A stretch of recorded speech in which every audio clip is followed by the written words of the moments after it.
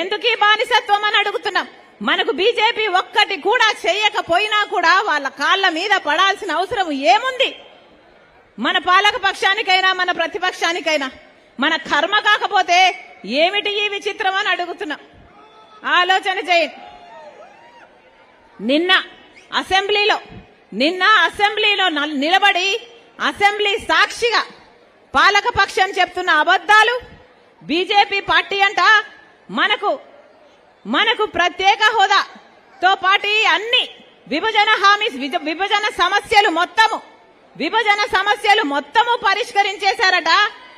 ఇక విభజన హామీలన్నీ పరిష్కరించుకోగలిగాము, మా సత్సంబంధాల వల్ల పరిష్కరించుకోగలిగాము, ఈ సంబంధం ఇలాగే కొనసాగుతుంది, ఇక కొట్లాడడానికి ఏముంది అని చెప్పకనే చెప్తున్నారు అంటే, అసెంబ్లీ సాక్షిగానే ఈ మాటలు మాట్లాడుతున్నారు అంటే ఇక వీళ్ళని ఏమనాలి? అంటే మనకు రావాల్సినవన్నీ మనకు వచ్చేసినాయా? మనకు పోలవరం వచ్చేసిందా? మనకు స్పెషల్ స్టేటస్ వచ్చేసిందా? ఏమొచ్చిందని, ఏమి సాధించుకున్నారని బీజేపీకి అంత పొగడాల్సిన అవసరం ఏముంది అని అడుగుతున్నాం. జగనన్న గారు ముఖ్యమంత్రి స్థాయిలో ఉన్నారు. జగనన్న గారు ముఖ్యమంత్రి స్థాయిలో ఉండి కూడా ఎంత చెయ్యగలిగుండి కూడా ఏమి సాధ్యమైంది? ఏం సాధించగలిగారు? జగనన్న గారిని వాళ్ళ అభిమానులు పొగుడుతున్నారు కదా, పులి సింహము అని పొగుడుతారే, మరి ఏమైంది? ఎవరికి పులి, ఎవరికి సింహం? సాక్షి పేపర్ కి పులా, సోషల్ మీడియాకి సింహమా? ఏం ఉద్ధరించారు? ఏది?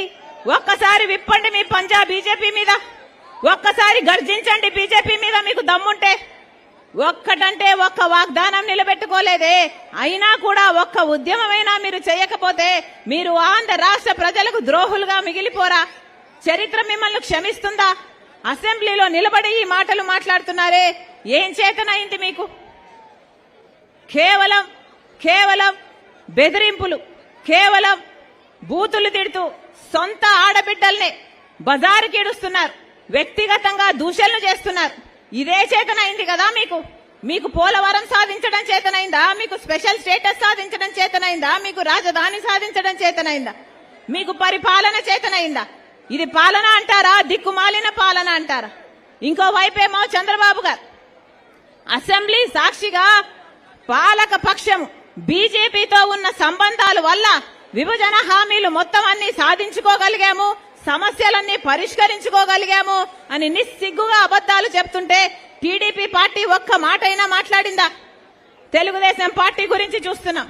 చంద్రబాబు గారిని వాళ్ళు పిలిచారట, ఢిల్లీ వాళ్ళు పిలిచారట, ఈయన పరిగెత్తుకుంటూ పోయాడట.